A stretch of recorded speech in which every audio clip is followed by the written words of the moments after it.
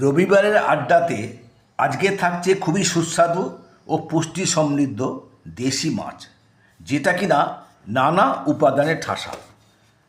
Calorie, protein, fat, calcium, phosphorus, iron, zinc, vitamin A, vitamin 12, omega 3 জাতীয় অনেক উপাদান আছে এতে। তো আজকে জেনে নিই এই মাছ কেন খাবো।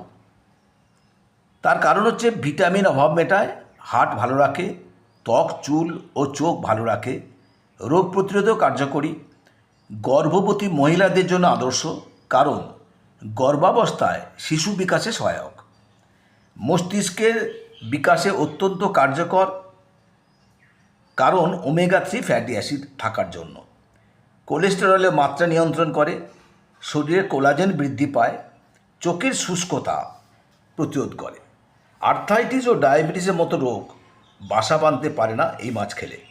ভালো ফ্যাট সমৃদ্ধ এই মাছ। আর এই মাছ আজকে কেন এলো, এই প্রসঙ্গ নিয়ে কেন আড্ডা? মুরগি ও খাসির মাংসে যে ধরনের প্রোটিন থাকে তার থেকে অনেক বেশি প্রোটিন থাকে এই মাছে। বিদ্যমান ভিটামিন ডি যা হাড় মজবুত রাখে, রক্তশূন্যতা বন্ধ করে। আমরা এই মাছকে, এত মিষ্টি মাছ যে এই মাছকে সামান্য একটু কালো জিরে কাঁচা লঙ্কা দিলেই কিন্তু রান্না করা যায়, মাছের স্বাদ এসে যায়। আমি সেটা রবিবার সেটা বলছি না, কালো জিরে এবং কাঁচা লঙ্কা তো থাকবেই, তার সাথে একটু টমেটো, আদা জিরে দিলে ব্যাপারটা ফাটাফাটি। যাদের এই মাছের কাঁটাতে একটু ভয়, তারা বাজার থেকে কাটিয়ে আনতে পারেন। তবে আজকে রবিবার কেন এই মাছটার প্রসঙ্গ এলো, কারণ এই মাছটা একটা আড্ডায় হয় না। পোনা মাছে যেমন একটা দিলে হয়ে যায় খাওয়া, এটা 6টা 8টা 10টা পর্যন্ত অনেকে খান। তো যাই হোক, অনেকগুলো মাছ ভাজতে হয় এবং তাকে রান্না করতে হয়। তবে রান্নায় বেশি মশলার প্রয়োজন নেই, পেঁয়াজ রসুন তো দরকারই নেই।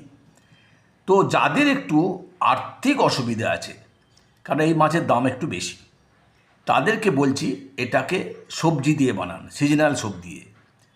যেমন এটাকে কিছুদিন আগে পর্যন্ত আমরা ঝিঙে দিয়ে খেয়েছি, তবে এখন পটল ফটল ইত্যাদিতে খাওয়া যায়।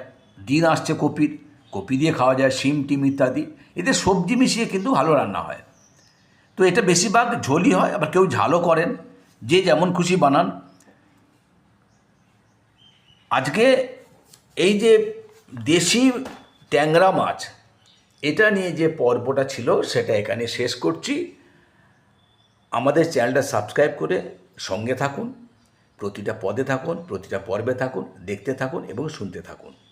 আপনাদের সকলের সুস্থতা এবং কামনা করছি, এবং তার সাথে প্রাক পুজো অভিনন্দন জানাচ্ছি।